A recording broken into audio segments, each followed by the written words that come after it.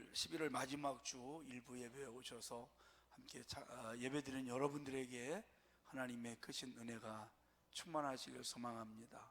한번 저를 따라서 해볼까요? 인생의 위기에서 감사하라. 아멘. 11월은 감사의 달입니다. 이제 오늘 지나고 다음 주면은 12월 2020년도 이제 저물어가는 그런 때가 왔습니다. 낙엽이 다 떨어졌는데 거의 우리가 이때를 생각하면 이제 한 해가 또 저물어가는구나. 그리고 한 달 남은 기간 동안 또 지난 날을 돌아보고 새해를 또 기대하면서 한 달을 동안을 잘 준비를 하죠. 요즘에 이제 옛날하고는 좀 다르지만 요즘 인사말이 뭐예요? 김장했니? 너 김장했니? 이게 요즘 인사말. 월동 준비. 옛날에는 김장해놔야 겨울을 났잖아요. 요즘에 안 하신 분들도 많은데 월동 준비 참 중요합니다. 미리미리 대비하는 거. 우리 양식 월동 준비도 인생도 중요하지만 이 다음에 우리가 하나님 앞에 가는 그날 인생의 신앙의 월동 준비도 많이 중요합니다. 어떤 모습으로 내가 주 앞에 설 것인가, 이거 우리 항상 생각하셔야 됩니다. 이게 지혜로운 사람입니다. 어떻게 내가 설 것인가. 사랑하는 성도 여러분, 잘 준비하셔서 이 다음에 마지막 날 우리 모두 주 앞에 서는 날 수고했다 착하고 충성된 종아, 내가 그런 상황 속에서도 늘 감사하고 나를 높여주고 내 이름을 증언해주고 최선을 다해서 그 수고를 내가 이제 갚아주마. 적은 일에 충성했음에 내가 큰 일을 맡기리라. 이렇게 모두 다 칭찬받고 영원히 빛나는 면류관들을 다 쓰시기를 예수님의 이름으로 축복합니다. 세계적인 유명한 책이 하나 있습니다. Thank 오브 파워라는 책인데요, 감사의 힘, 감사의 능력이라는 그런 책인데 수천만 부가 팔렸어요. 이 책을 만든 사람이 드브라 노빌이라는 사람인데요, 방송국에서 뉴스를 진행하던 그런 사람이었습니다. 뉴스를 진행하면서 여러 가지 사건들, 특별히 절망의 자리에서, 위기에서 불평과 원망을 해야 될 그런 상황 속에서 감사하면서 인생을 바꾼 사람들에 대한 이야기들을 엮어놓은 책입니다. 어떤 식당 웨이터가 사장이 너무 막 일을 많이 시키고 손님들이 짜증을 내고 그러니까 늘 입에서 막 푸념이 나오고 원망이나 불평이 나왔다는 거죠. 그런데 어느 날 생각을 좀 바꿔가지고 내가 어차피 일하는 거 웃으면서 일하자, 차라리 그냥 기뻐하고 즐거워하고 감사하자. 그랬더니 어떤 결과가 나왔냐면 피곤이 물러가더라는 거예요. 행복해지더랍니다. 그리고 하나님께서 이 사람을 통해서 어떤 식품회사의 사장으로 인도해 주시더라는 겁니다. 또 어떤 사람은 직장에서 상사 때문에 너무 스트레스를 받았는데 어차피 내가 여기 있을 거 환경을 좀 바꿔보자, 내가 변하면 되겠다. 그래서 화날 때, 스트레스 받을 때마다 감사하고 찬송을 했답니다. 그랬더니 자기 마음이 편안해지고 그걸 본 상사가 변화가 돼가지고 사무실이 아주 웃음기가 막 넘치는 그런 사무실로 바뀌었다는 것입니다. 여러분, 우리가 살아가다 보면 안 좋은 일이 훨씬 더 많아요. 우리 이 뉴스를 들어보면 정말 좋은 소식들은 별로 없습니다.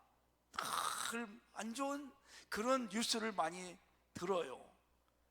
그럴 때마다 우리는 좀 비관적인 생각을 바라보잖아요. 안 좋은 생각들을 많이 갖게 돼요. 또 살아가다 보면 내가 계획한 대로 안 될 때가 얼마나 많아요. 성공하려고 한 일들이 부딪히기도 하고, 돈을 많이 좀 벌어서 좋은 일 하고 싶은데 오히려 어려움이 오고, 아니 우리 아이가 좀 잘 돼야 되는데 잘 안 되기도 하고, 내가 건강해야 되는데 병이 들기도 하고, 이런저런 어려움들이 우리 삶 가운데 많이 올 수 있습니다. 그때 우리가 어떻게 해야 될까요? 잘 안 풀릴 때, 어려움 당할 때, 그때 우리는 믿음의 사람으로서 하나님을 바라보고 그 어두움 가운데, 어려움 가운데, 위기 속에서 감사를 하게 되면 하나님이 감사로 바꿔줄 줄로 믿으시기를 바랍니다.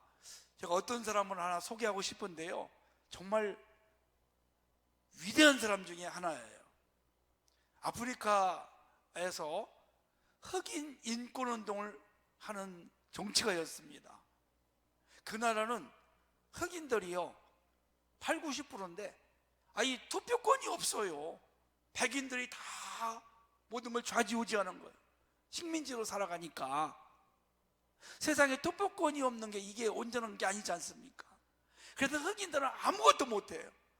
그냥 종이에요, 종. 노예예요. 그래서 이분이 내가 흑인들을 어떻게 좀 인권을 좀 회복하고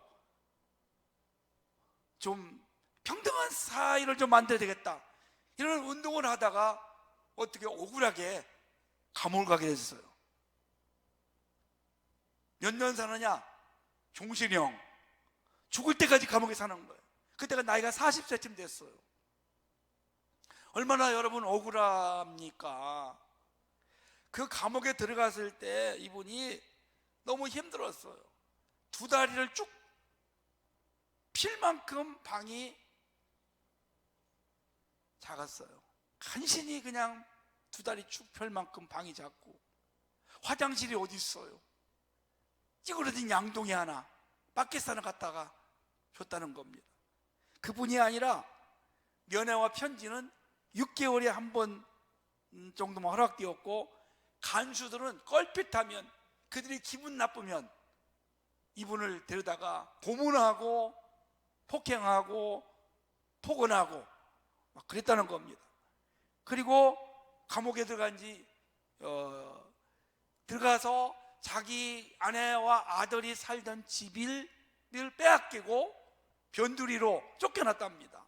그리고 4년째 되던 해에 어머니가 돌아가셨고, 큰 아들이 교통사고를 당했는데 장례식에 갈 수가 없는 겁니다. 그 후에도 온갖 치욕을 당하면서 13년을 더 살고 나서 71세에 감옥에서 풀려났습니다. 그런데요, 놀라운 사실은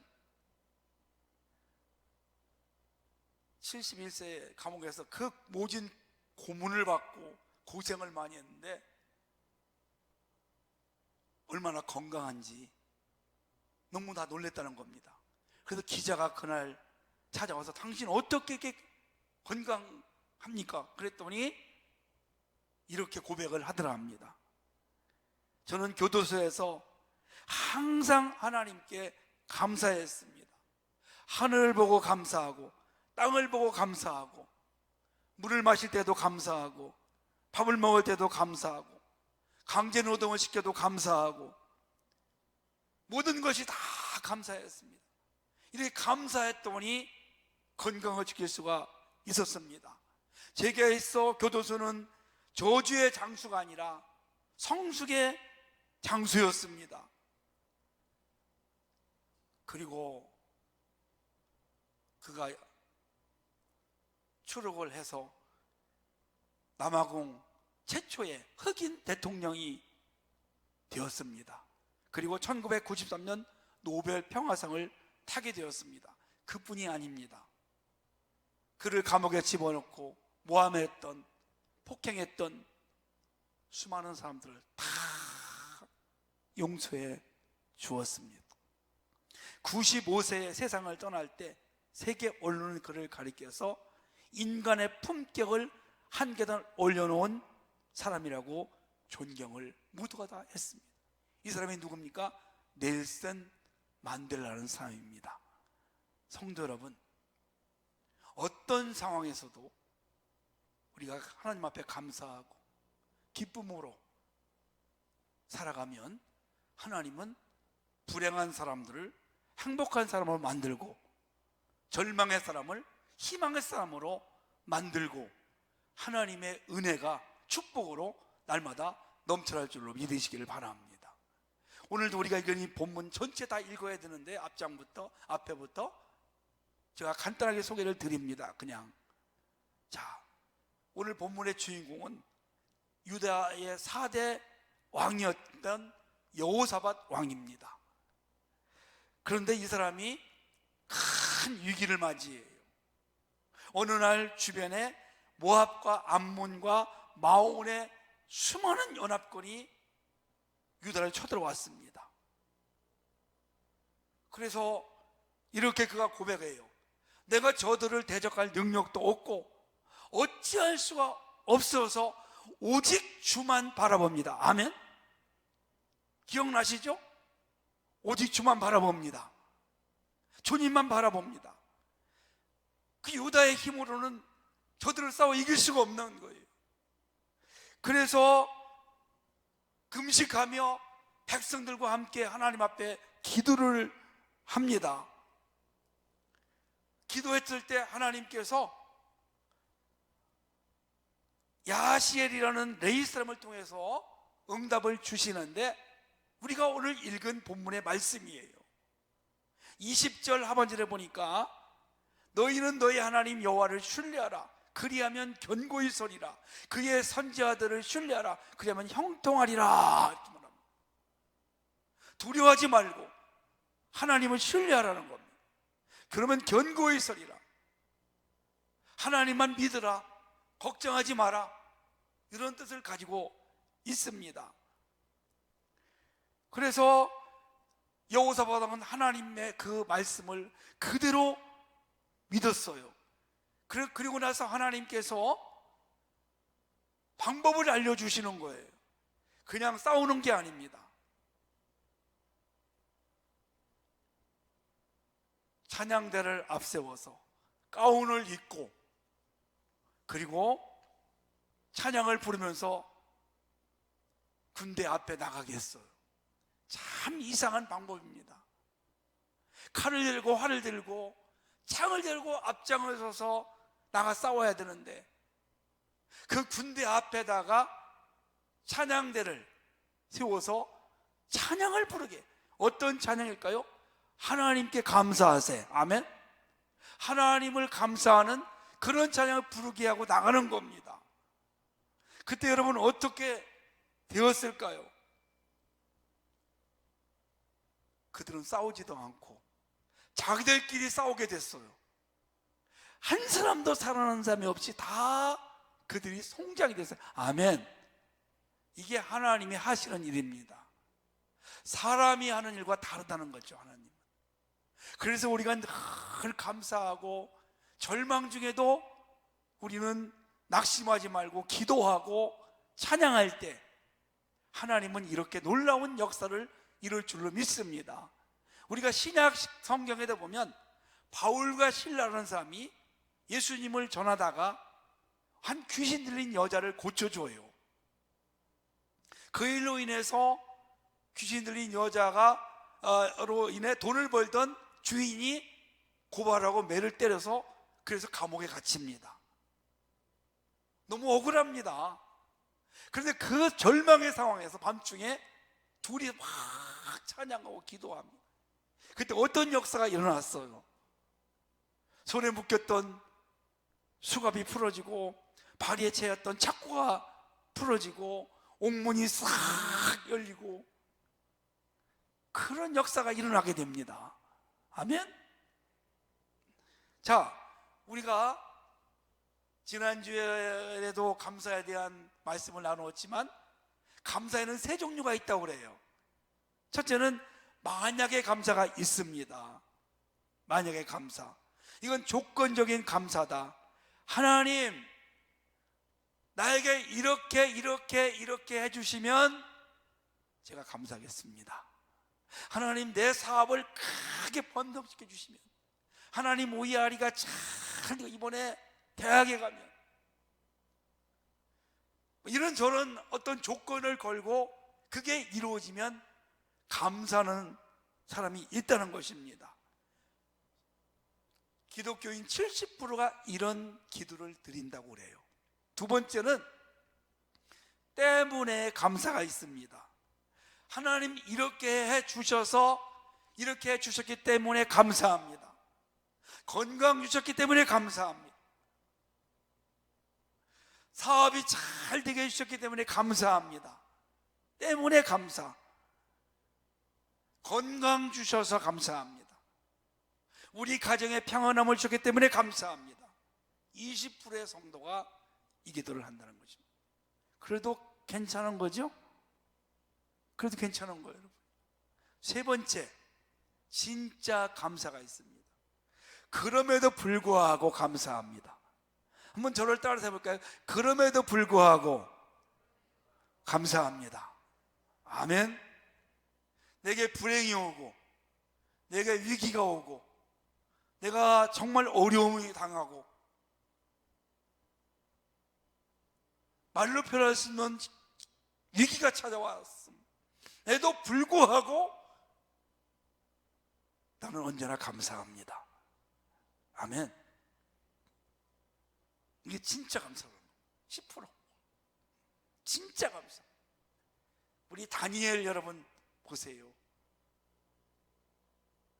사자굴에 들어가면, 기도하면 사자굴에 들어갑니다. 들어간 줄 알면서도, 그럼에도 불구하고, 내가 사자밥이 됨에도 불구하고 나는 여전히 감사합니다. 내가 잘 안 된다 해도 나는 그럼에도 불구하고 감사할 것입니다.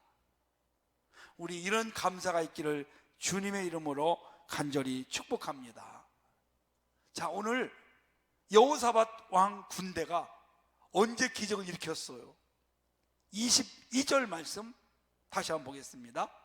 그 노래와 찬송이 시작될 때에 여호와께서, 아멘, 그 노래와 찬송이 시작될 때, 그러니까 여러분, 사방이 막히고 지금 절망인데도 불구하고 찬송하고 하나님을 앞에 감사하며 노래 부르는 겁니다.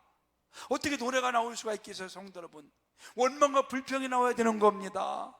내가 하나님을 잘 섬기고 하나님 백성들을 잘 이끌어 왔는데 왜 이런 어려움이 왔습니까? 라고 따지고 절망하고 낙심해야 되는데, 오히려 그런 상황 속에서 감사하고 찬양했더니 하나님이 그때 역사를 이루게 하신 것입니다.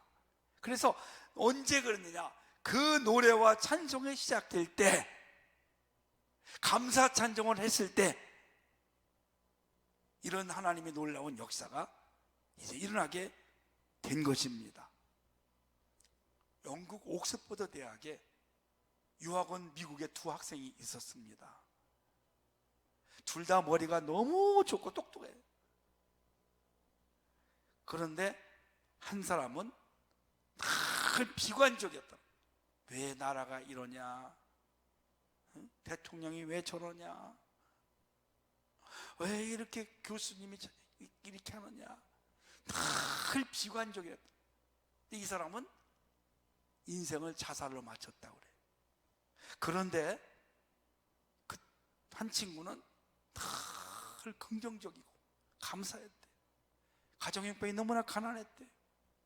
형제가 막 배가 다르고 가정이 평안하지가 않았대. 그래도 늘 하나님께 감사하고, 자기를 유학 보내준 어머니에게 감사하고, 이렇게 좋은 대학에서 공부할 수 있어서 감사하고, 그렇게 막 감사를 많이 했답니다. 나중에 이 사람은 미국의 대통령이 되었어. 바로 빌 클린턴 대통령입니다. 그러니까 똑같은 환경에서 불평하고 원망하는 사람은 불행을 자초하는 것이고, 위기와 어려움과 그런 중에도 감사하는 사람은 나중에 더 큰 감사의 조건들을 하나님께서 허락해 주신다는 것을 우리에게 보여주고 있습니다. 그래서 오늘 이런 절망에서, 위기에서 감사하며 하나님을 찬양했더니 어떻게 되었어요? 23절 말씀 보니까 곧 암몬과 모압 자손이 일어나 세일산 주민들을 쳐서 진멸하고 세일 주민들을 멸하면 그들이 서로 쳐주겠더라. 정말 이상해요. 들어올 때는 연합해서 들어왔는데 이제 마음을 갈라놓아서 서로 막 싸워서 죽이는 거예요. 아니 어떻게 이럴 수가 있겠어요? 우리가 감사하며 기도하고 찬양하면 누가 일을 하느냐? 하나님이 하시는 겁니다. 전쟁은 하나님께 속해 있는 줄 믿습니다. 우리 인생도 그렇습니다. 내 인생의 모든 것들은 하나님 손에 달려 있어요. 감사하면서 날마다 찬송하며 하나님을 신뢰하고 하나님을 의지하고 믿고 나아가면 행복한 일들이 넘치는 것이고 감사의 조건이 넘치는 것이고, 늘 부정적으로 그렇게 살아가면 내가 인생이 불행해진다는 것을 우리들에게 보여주고 있어요. 얼마 전에, 오래전 이야기죠. MBC에서 아나운서들이 어떤 실험을 했냐면 밥을요, 흰 쌀밥을 2군데 놨어요. 이렇게요. 나가지고 한쪽에는 막 욕을 하고 저주하고 아이고 못났다, 아이고 이게 뭐냐 막 그렇게 했어요. 한쪽에는 야 정말 밥이 너무 먹음직스럽다, 너무 이쁘다, 이렇게 했어요. 여러분요, 결국 어떻게 나왔어요? 이쪽에는 막 곰팡이가 생기고 막 썩어가는데 여기는 더 윤기가 나더라는 겁니다. 생명이 없는 것에도 감사하고 축복해 주니까 더 좋은데 저주하고 그러니까요, 불평하고 그러니까 썩고 냄새나고 그렇게 되더라는 거예요. 여러분 어떻게 살아가시겠어요? 아이고 목사님, 지금 감사할 조건이 어디 있어요? 목사님은 직장 안 다니니까 사업 안 하니까 모르시겠죠. 저도 알아요. 저도 직장생활 해봤고 영업도 해봤고 교회도 이렇게 운영해 합니다. 다 알아요, 여러분. 근데 제가 경험해 보니까 그냥 어려움 없을 때가 언제 있었습니까? 항상 있어요, 여러분. 그런 중에도 감사하고 하나님을 신뢰하고 찬송하고 기도하고 나가니까 하나님께서 축복해 주셔요. 아멘. 우리 그렇게 불평하고 원망할 자리에서, 어려움 속에서 오늘 여호사밧 왕처럼 감사하고 우리 찬송하십시다. 그러면 하나님께서 그 모든 불행한 조건들을 행복한 조건으로, 성공의 조건으로 바꿔줄 줄로 믿으시기를 주님의 이름으로 축원합니다.